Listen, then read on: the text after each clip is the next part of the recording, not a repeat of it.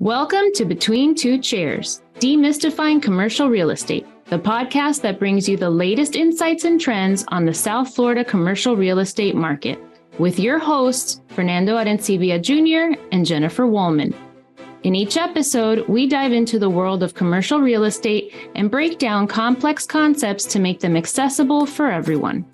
Whether you're a real estate professional, a curious investor, or just interested in the South Florida market in general, Between Two Chairs is the podcast for you. So pull up a chair and join us.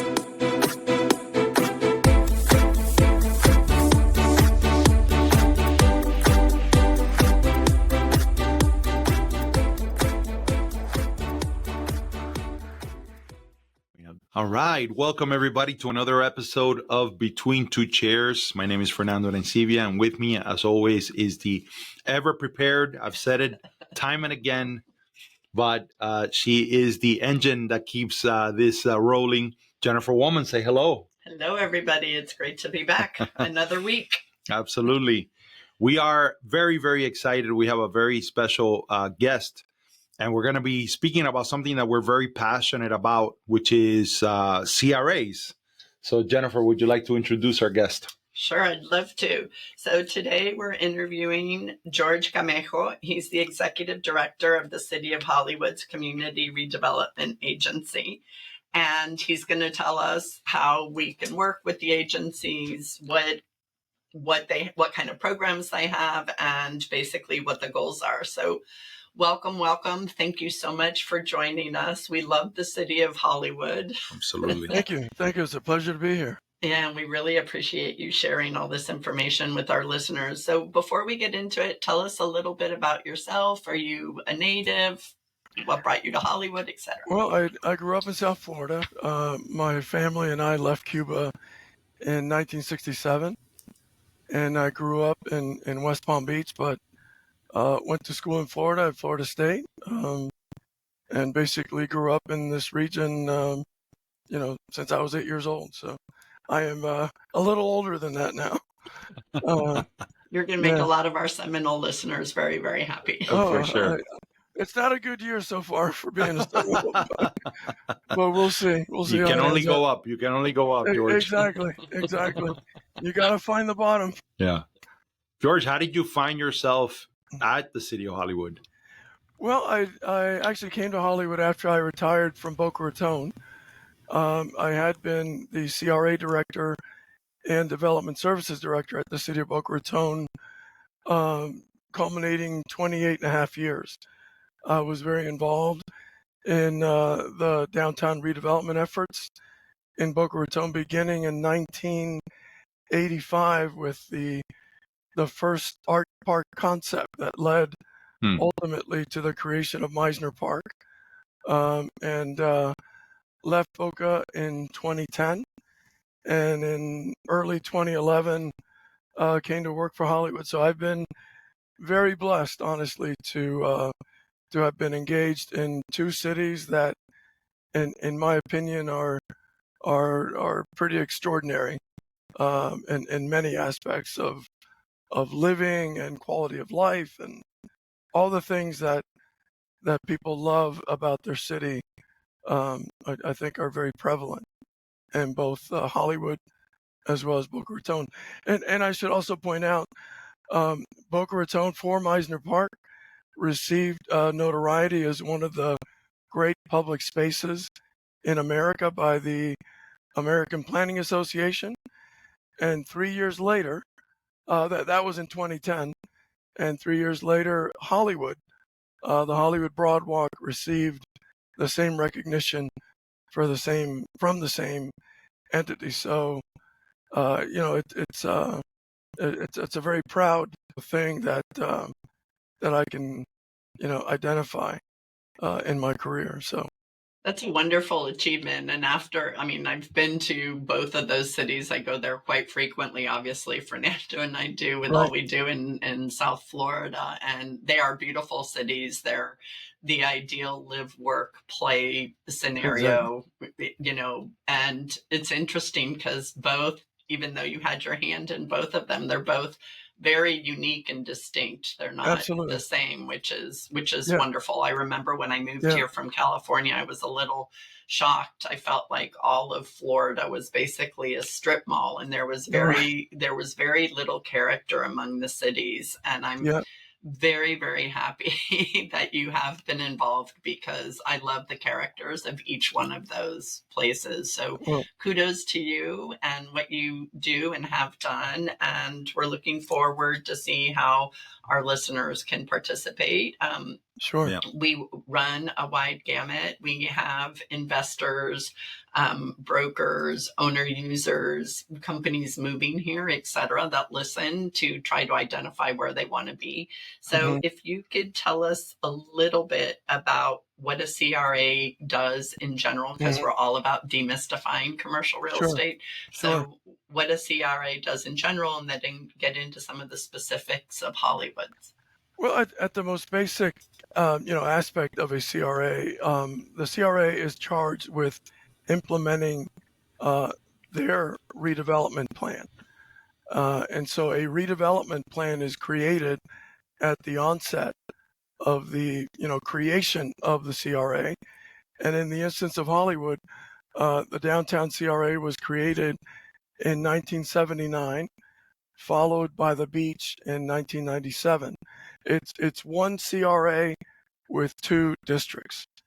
So the fundamental of what the CRA should be doing are somewhat uniform, but the details of what it takes specifically in any given area are obviously different.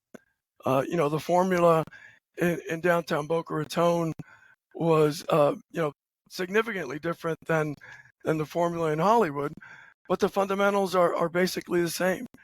It needs to be clean, safe, compelling, and these days the term resilient, which was somewhat absent in the early days of redevelopment, is now a very important aspect of all coastal redevelopment. And then the other important aspect is you need to have reliable and consistent public policy. And the public policy aspect of it is not just in zoning regulations and such, but it's on the fundamentals of ensuring that you apply code compliance and aspects of it, like what we're going to be talking about. Grants and development incentives are all part of that, and all those programs and policies, obviously need to be implemented, consistently and fairly. When people are looking at CRAs, and they're also looking at an economic development organization, so speak a little bit about the differences between the two, right? Because they both are, are they symbiotic with each other? Well, in instances where and you really need both. The CRA can be a tool, but the CRA working in its ideal form is really creating public investment that spurs private investment. And so every CRA is charged with the implementation of capital projects. Now, those capital projects can be public-private partnerships. So, development incentives through the establishment of a development agreement that shares the taxable value created by a private investment can be part of it. But the other aspect of what I consider development incentives is just the investment in the public realm. Right now in downtown, we are near completing or nearing the completion of a $14 million investment in the core of the downtown streetscape. And so, there is no question that developers that are currently investing in the vicinity are very excited that, their patrons are now going to have this amazing amenity that they will be able to dine and shop and enjoy an ambiance that is really second to none in the region. So that's just now, and on the beach, the same thing. The investment on the Hollywood Broadwalk, without that investment, there's no question that Margaritaville, as an example, would have never happened. The increase in value that we have experienced on Hollywood Beach is a direct result of both the CRA investment on the Broadwalk and the side streets, as well as the investment in Margaritaville. Yeah. You mentioned private public partnerships. Does the city of Hollywood currently have any? And if so, what are some of them? Sure. Well, I can tell you, outside of the CRA, I know the city is establishing significant public-private partnerships. For example, at the Orangeburg Golf Course, there are a variety of investments that the city has made outside of the CRA, and I would be remiss if I didn't identify, one of the reasons why the city, because I don't know how much you know about the city's history, but back in 2012, the city had to declare financial urgency. Yes. And so at that point in time, there was this clamor to, get rid of the beach CRA because the city could not afford to continue making the contribution to the CRA tax increment. And we can get into the details of how that funding actually works. But in 2015, I recommended to the CRA board and the city commission that the beach CRA begin a standard refunding of the beach increment that would range. At that time, I recommended 17.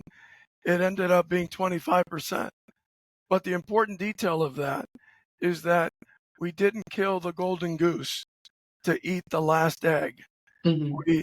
We agreed that we would refund, a portion of the increment, allow the city to take advantage of that refunding. And so from 2018 on, that 25%, which is attributable to the city contribution, now goes into the city's general fund. And the other 25% attributable to the county's contribution now goes toward low to moderate income housing programs and projects in low to moderate income areas of the city. And honestly, in my career, I can tell you that I'm just as proud of that as I am of Meisner Park and both CRA districts in Hollywood, because the success of the beach CRA has created opportunity that now benefits global Hollywood, not just, one district. Right. And that's ideal, in my opinion. Right. Kudos to you. I love that outside the box thinking. That shows your years of experience and being able to be creative and save the CRA because you knew the value of the CRA, especially in a financially difficult position when the gut reaction is let's cut. Exactly. So, and I totally understood the predicament that the city was in. And for the CRA, the most important thing is to continue the investment. And like I said earlier, the consistent and reliable public policy. Because if we had said, okay, no more CRA, you can imagine, the value would have dropped like a lead balloon. And so through that mechanism, and kudos to our mayor, for championing that cause with the county, because the ultimate agreement with the county led to the county, committing their portion of the revenue for these projects. But it also meant that the city could use their share to go into the city general fund. That's great. What a great win-win. And if they hadn't done the CRA, if they had to terminate it, imagine where they would be now, right? You would have been so far behind and you would have missed out on this huge growth that Miami has been enjoying for the last pretty much decade. So. Well, it also speaks to, there's one key word that you mentioned, but I think, in financially difficult moments, it's very easy to be a prisoner of the moment, right? And not to look further ahead. And the other part of it is, and we always stress this to the people that we work with, is consistency is a very important component of success. Yes. Right. And so in any endeavor is what you consistently do that is going to lead to that success. And, at that moment, it would have been detrimental to the current success of the city, right? If you would have deviated from what the investment was at that moment. There's a saying in Spanish, pan para hoy y hambre para mañana. That's a good one. And that's exactly what we would have had, Yeah, no, undoubtedly. We always encourage, especially in commercial real estate, because we see commercial real estate having a hand in everything that happens in a community. And we see the value in getting involved in an EDC and really understanding what is the, EDCs do a really great job of selling the location, right? And primarily that's where everything starts in real estate. Yeah. And then when you dive into what a CRA does specifically in a district, it allows you to work with people that are envisioning a future that is not for what the immediacy of what it is today, but what it can be. Right. And so we would love to hear from you, your perspective as to how, people that are working in commercial real estate, how involved they should be in what a CRA does and what an EDC does for a city. Right.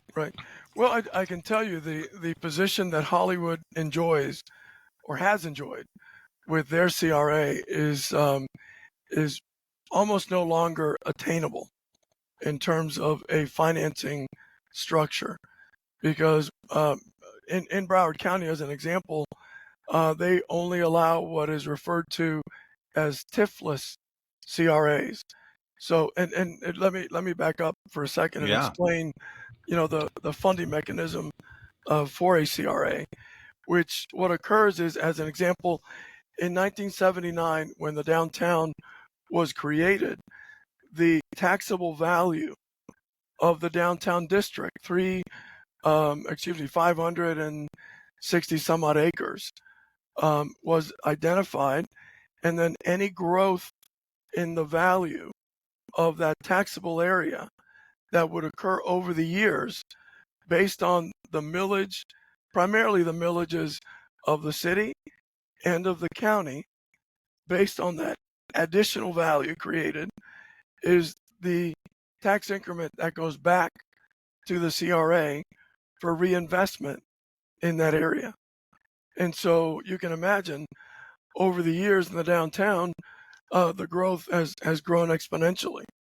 And that is what gives the CRA the ability to make these investments in the downtown, on the boulevard. And it's what allowed the Beach CRA to make the investments on the Broadwalk, side streets, Margaritaville, etc. I can tell you from the time that we announced the agreement for Margaritaville, that was around 2013, the taxable value of the beach grew by over $3 billion over a 3-year period. So it's almost $1 billion a year in growth that the CRA realized from just the announcement. And so, I mean, that is, now, in fairness, a lot of that increase was Margaritaville itself, but the implication to other taxable value was, from real estate sales, et cetera. And to this day, a lot of the value increases on the beach is attributable to the selling of real estate. People can still continue to, sell and trade, and the net result is that these areas have grown, like I'm saying, exponentially from the original number. I can tell you that the beach value was about $500 million when the CRA for the beach was created in 97. The taxable value now, I think, is around $4 billion or more. I have to look at that, but those are the kind of numbers we're talking about. But you were saying that now you couldn't do that because they're proposing a TIF-less. Is that, did I get that term right? Right. It's well, first of all, I mean, you can probably tell from my career, I've been a redevelopment director since 1988. So, needless to say, I may be biased in my favoring of the CRA structure. Right. But I think the CRA structure is one that creates value, right. And you don't create value, by simply handing out money. You like in the instance of these development agreements that I'm referring to, we agree up front, Mr. Developer, that we will give you a share of the value that you create. And I should say Mr. or Mrs. Developer or Miss Developer. Sorry. So based on the value that you create, we will share that value and its implication on the tax increment with you at as high a rate as 50, even 90%. But you have to create the value. Right. I think the problem that some CRAs have had over the years, and Hollywood is no exception. Before I arrived, some development agreements were structured in such a way that the payment was made up front. And there's, when you make the payment up front, if you don't provide the incentive and the direct connect to the obligation to develop, right, then you kind of miss the boat, Yeah. Because there is just no incentive for the developer to deliver on the product that is going to create the catalyst for other things to happen.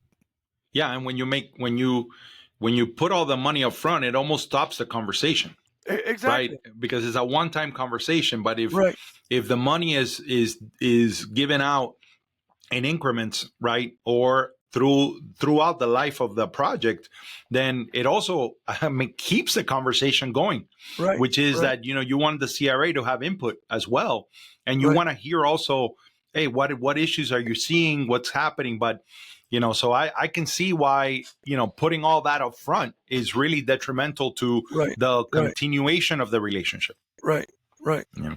So tell us a little bit about Hollywood's current goals. I know you said that it's probably going to end, that the CRA sunsets. Is it for both of them in 2027? It is interesting. There's a lot of history, and I'll try to be as brief about it as possible. But in 1995, Broward County delegated to all cities with CRAs the ability to determine the lifespan of their CRA. And so over the years, there's been some disagreement over that. And that was part of the reason why the county agreed with this arrangement for refunding a portion of the increment and agreeing to allow their 25% to go into these projects within the city, and allowing the city to retain, their share to go into the general fund. And so the county basically wanted some, agreement on when the CRA and their obligation would cease to exist. And that was, basically the bartering tool that the city, or the bargaining chip that the city had in order to establish the agreement.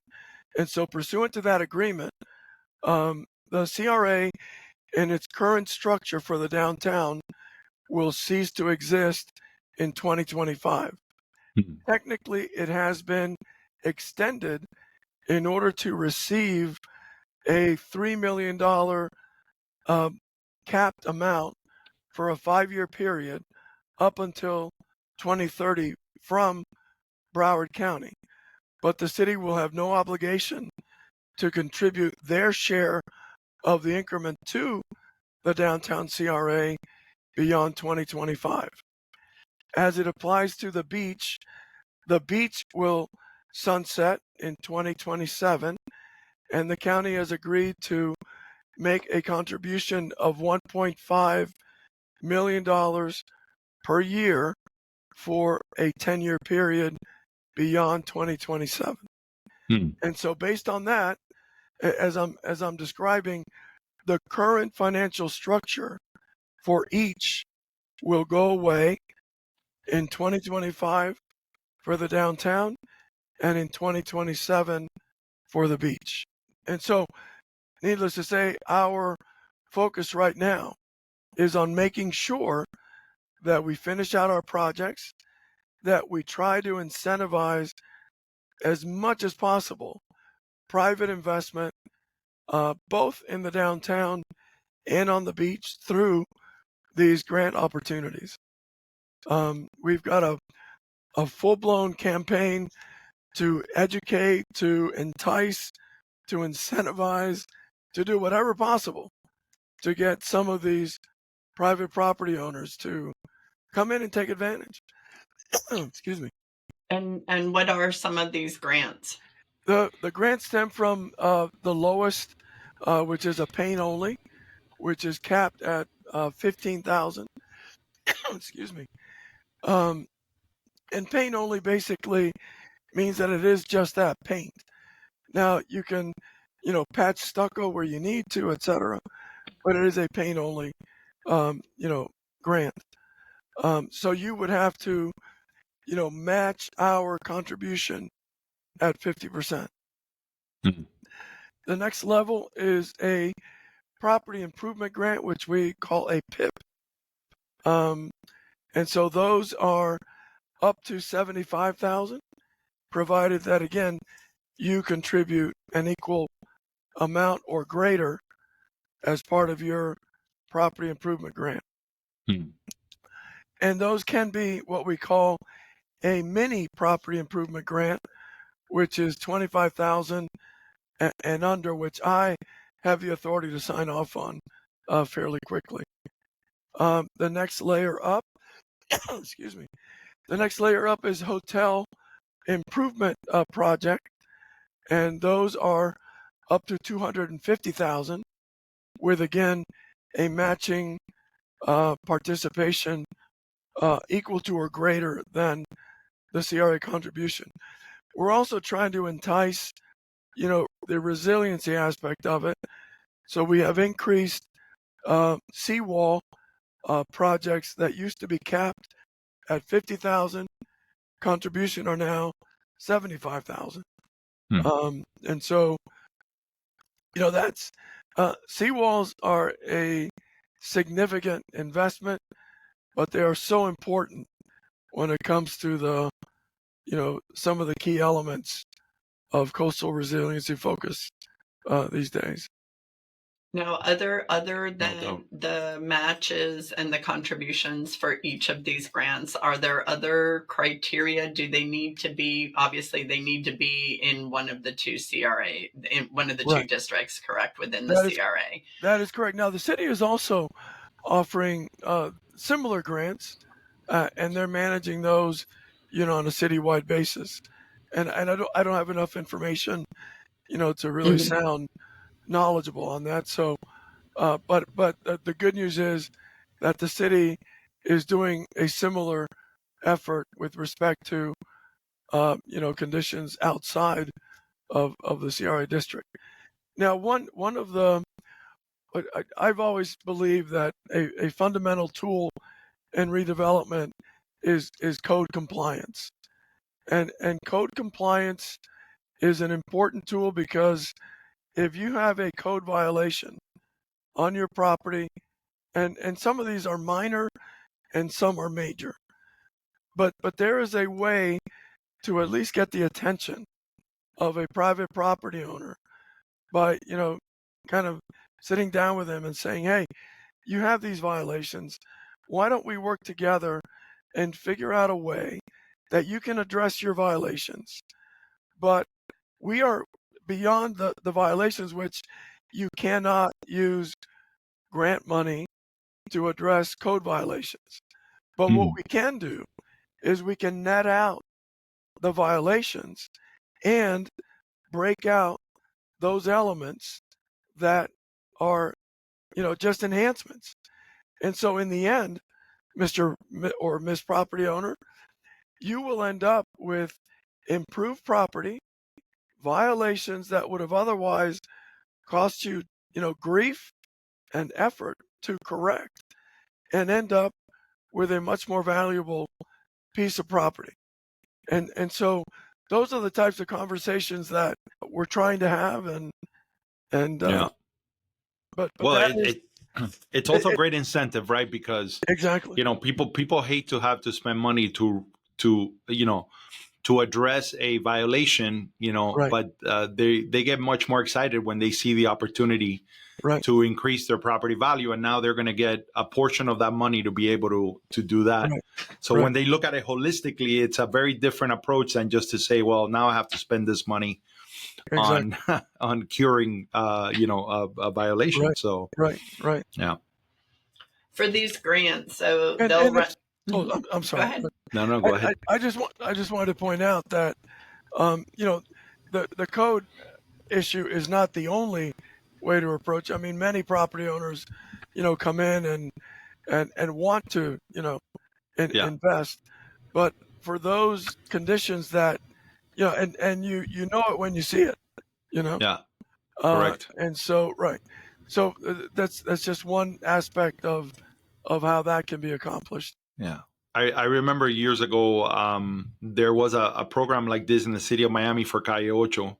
And then, there was a strip center and they decided to do it. And it was a facade, it was a program just to enhance the facade. Right. Right. But then it started to spread like wildfire, Yeah. and they quickly ran out of money, and then they were refunded because of the success of the program. But it was just the neighbors seeing, oh, you got to do that, and oh, they gave you this, Right. and we were able, and look at how beautiful the store looks. And then all of Exactly. a sudden, you start to develop a sense of, everybody wanted to enhance their Yeah. place. Yeah, and it's really, pride of ownership. Right. If when you get Yeah. to that sweet spot where you have pride of ownership, kind of prevalent, Yeah. that's the ideal condition, because there's an appreciation not just for the public investment, but now they appreciate what they can do and what they have done if they improve the property. Yeah, for sure. Do these grants then end when the CRA ends in 2025 and 2027, or can they continue because of the monies that are still going to be contributed by the county? Well, that's a very good question, and we hope that there will be an answer to that. I suspect that many of the elected officials probably would want to, continue, since it's being done citywide.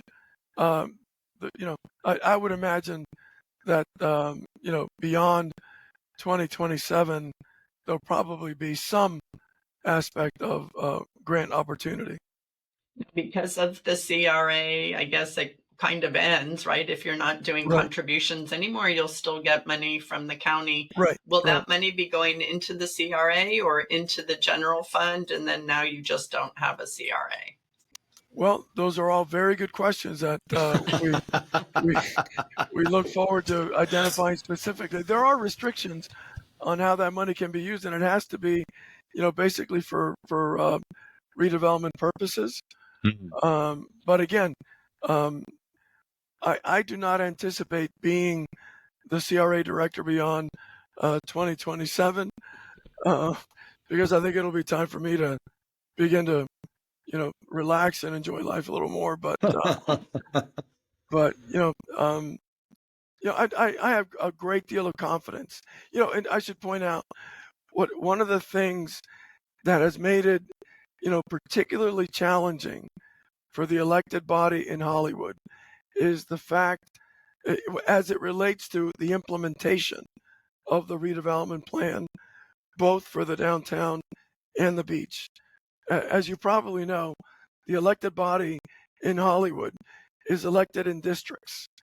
And so, it's, historically, and this was the calamity back in, 2012 and 2015 when there was this clamor to get rid of the CRA, because when in your district you don't even have the money, to fix potholes, and yet along, the Broadwalk, the CRA is laying down decorative brick paver. That's not a good visual. And so, the challenge to those elected officials was, my goodness, how do we take care of the most basic need in my district and still continue to spend money on the beach? Now, there's no question that the economic engine, the primary economic engine in Hollywood, is Hollywood Beach. Mm-hmm. So protecting the main economic engine was equally as important. But how do you balance that with the basic needs of your own district? And so I give a lot of credit to the elected body for being able to, maintain, the commitment that it takes, politically and, financially to the investment on, on the beach and in the downtown that has been significant as compared to what had historically been the harsh reality in other districts of the city. And to your point, the optics, and again, kudos, as you said, to those officials, because Right. if I live in a district and I'm hitting that pothole every day, Right. and then I see the beach, and in my thought, I'm thinking, wait a minute, all these people have more money than I do. They have all this, Exactly. they're getting all this, they're getting all this. If they're getting all this money, what about our Right. district? And they don't Exactly. put the bigger picture together, because the bigger picture doesn't affect them today when they're Right. getting their wheels realigned for the umpteenth time. Can you tell I hit a Exactly. lot of potholes in Miami? Yeah. Yes. My husband's like, yeah, didn't see that. I'm like, I felt Exactly. it. Right. We all felt it. Right. It's awesome. So,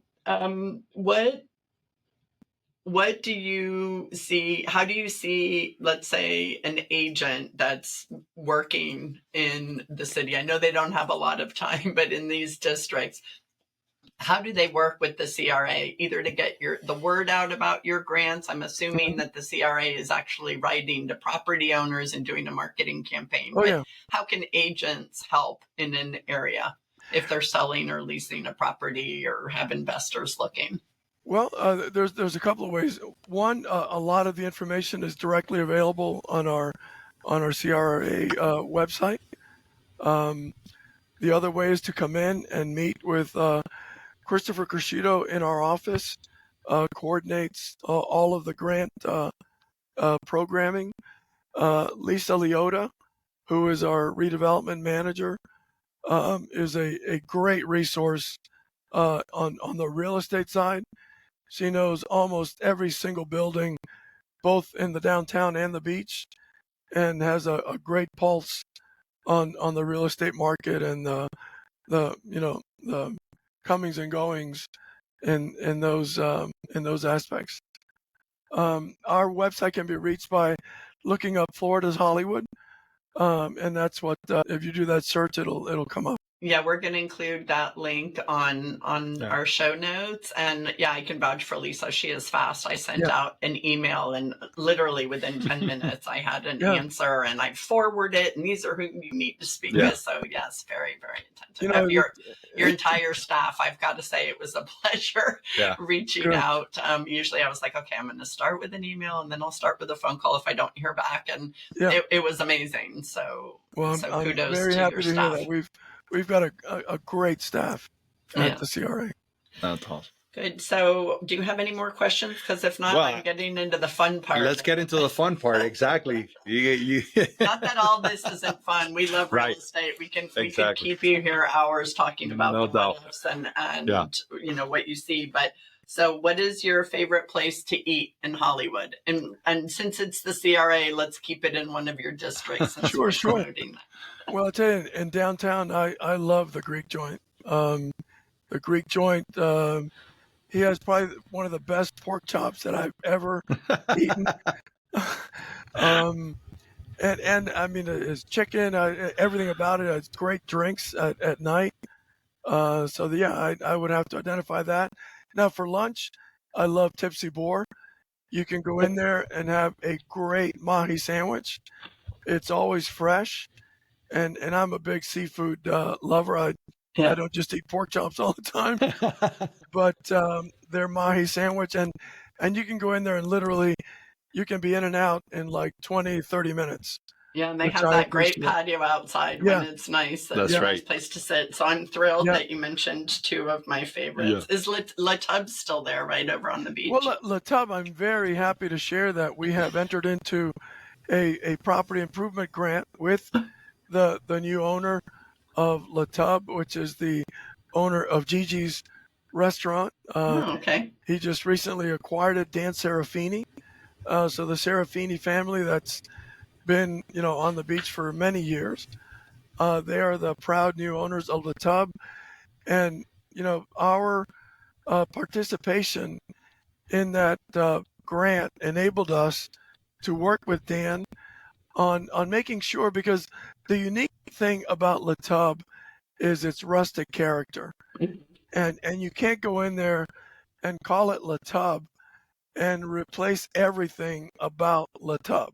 Right. And so Right. it is, very delicate surgery that has to take place so that, the outcome for the patient is still recognizable as, as La Tub. Yeah. And I am, Dan is, his work at Gigi's and up at what used to be Jimbo's, which is now Tiki Tiki. Yeah. That's not in our district, but what he and his son have done up at the old Jimbo's is phenomenal. Some of the best seafood around is now available at what used to be a bar that if you stumbled onto the bar, you probably would exit quickly. Yeah. And how about a place or feature of the city of Hollywood that few people know about that you think is like a hidden gem? Wow. That's a really good question. I would say, obviously the Broadwalk, and I still have to say that the Broadwalk is still a hidden gem to so many people, because you go to the Diplomat as an example. The Diplomat has so many conferences and so many people visiting, and unless you pick up something from the concierge or you know a little bit about Hollywood, you could visit the Diplomat, be there for several days, go have dinner at Sardelli's and have some of the best experiences around, but you may not find out about the Hollywood Broadwalk. And I almost feel foolish even saying that, but it really is still. The Hollywood Broadwalk, when you think about it, is you could not ever replace or start fresh on creating something in any other city along the coast that would even come close to replicating the Hollywood Broadwalk. And that is why, coastal resiliency investment is so important to preserve and maintain that unique of all treasures in Hollywood, because it really is. I can tell you, and I said earlier, I've been in South Florida literally since 1967. I came to Hollywood. My ex-wife at the time was from North Miami Beach, and so we did visit Hollywood in the evening. We used to go to a pizza place over in Hallandale, and My Pie. I don't know. Do you guys remember My Pie? Mm-hmm. So My Pie, we go to My Pie, and then at times we drive through Hollywood Beach, but the Broadwalk at that time was like this, frankly, scary looking asphalt path that had really no character. It was still very dynamic to see this. But then years later, when I was applying for the job here in Hollywood, I made it a point to go back almost to the same exact spot that we had visited, eons earlier. And I was just like in shock and awe of what I saw. Because to look in either direction as far as the eye could see and look at people just enjoying themselves, either skating or riding their bikes, but on this brick paver surface with decorative lighting, etc. I mean, I was just like, amazed. And I think anybody that has never seen the Hollywood Broadwalk that takes that visit will come back as I did, that many years later. It's true. I love it. And you can either, as you said, stroll along it, right? And you're looking at all these cool restaurants and shops on one side, and then the beautiful wide beach. It's a very nice Hollywood beach. Is a beautifully wide, beach, and and the water, or you can just be running and not seeing most of anything or riding your bike, but in a beautiful setting. I mean, one of the main reasons we just love living in South Florida. And Hollywood has done a really good job of creating this beautiful space. So at the end of our interview, you already kind of got yours with the two places. We usually do a fun fact a piece. Yeah. So do you have a fun fact you want to share? Yeah, it's your fun fact. Oh, it is? That's my fun No, go ahead. Sometimes we've done that. We don't talk about what we're going to talk about ahead of time so we can keep it fresh, but there have been a couple times when we get to the end and we share a fun fact. It's almost identical in a couple times. No, I just had a feeling you were gonna kill it with your fun fact today, so it's all yours. So people who have listened before know that Fernando and I are data geeks, and one of the data sources that we use is RPR. So I decided to pull an RPR, which is called the Realtors Property Resource study for Hollywood, and I did the city of Hollywood and then each one of the districts to get the top tapestry. And so for Hollywood overall, it's the set to impress crowd at 13.2%, which is also the same for downtown. So the downtown CRA is set to impress, but at 36.9% of the population. And for the beach CRA, the top tapestry segment is Golden Years at 34.3%. And just to give you a basic idea, the set to impress crowd is young, mostly single. Median age is 35.1. Median income is around 45,000. And their preferred activities are maintain close relationships with family, enjoy going to rock concerts, nightclubs, and the zoo. Wow. That's a good breakdown. That's awesome. So that's the tapestry report for the majority of Hollywood. And well, George, we can't say enough about how appreciative we are for your time and for sharing your knowledge. And, definitely you should be very proud of the contributions that you made to both the Boca community and Hollywood, and the things that you have seen since you started as a community redevelopment director, in 1988. I'm sure that we can have a lot more conversations, but perhaps that conversation is worthy of a meeting at Le Tub or a Tipsy Boar for sure.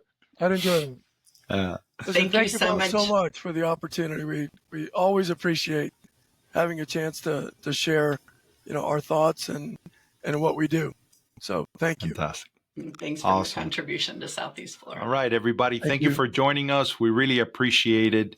And we look forward to you pulling up a chair and joining us next time. All righty. Thank you so much. All right. You got it. Bye-bye.